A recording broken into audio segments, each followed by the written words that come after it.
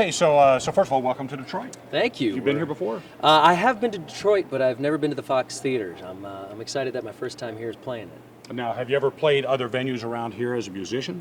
I haven't. No. I've shot films in Detroit, but never been here for music. All right. So, what's it like coming out here? Well, just on the road in general, but here in Detroit, just meeting the fans that have become such a part of your life on the show Nashville.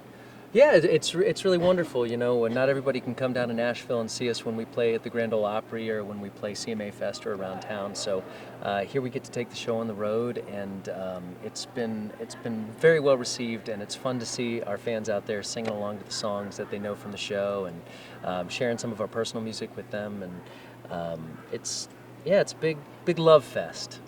You know, as an actor, sometimes fans confuse the actor from the role.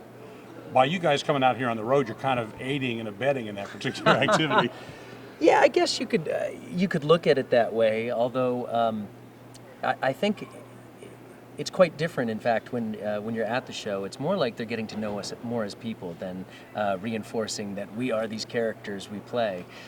We perform original music, we perform some covers, and we talk about our experiences behind the scenes on the show as well as doing a little character banter, which always gets a good reaction.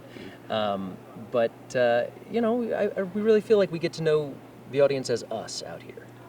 This is a political year, and you have a storyline that has found itself in the middle of politics right here. What do your fans say to you about that? Well, I most of the response I get isn't necessarily a political response as much as it is support. There's been a lot of overwhelmingly kind reactions to Will's storyline,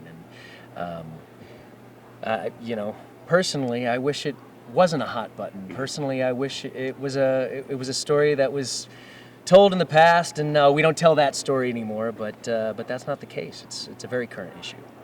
As you move past the show in Nashville, which someday it'll come to an end, we don't know when that'll be, but what is your future with when fake Nashville goes away? What's your future with real Nashville?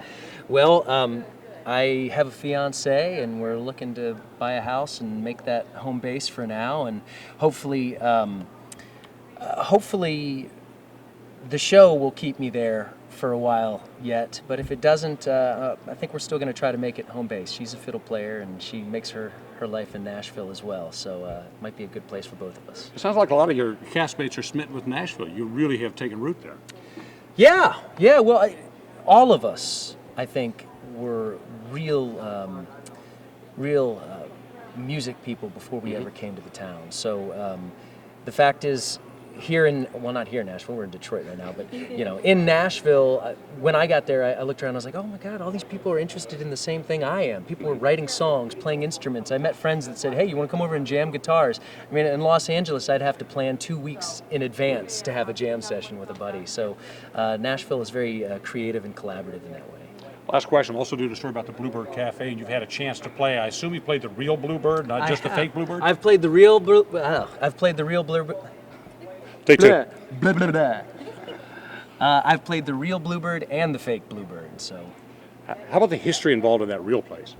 It's incredible, yeah. It's such a great little divey, hole-in-the-wall, historical music joint. I mean, I think Garth Brooks got his music deal there, and some of the greatest songwriters in our American lexicon perform there all the time. It's a very humbling space to be a part of. But it wasn't until the show Nashville came along that the rest of the country knew about it. Now it's a tourist stop now. They got tour bus stopping there. We joke about that for a lot of the things in Nashville that have been our favorite things. We're like, oh, we ruined that too. But it's not ruined. It's still a spectacularly special place. It's just hard to get in. There's lines, 2 hours long sometimes. But the shows are as good as they ever were. Okay. Thank you very much. Yeah, Appreciate thank you. it. Yeah.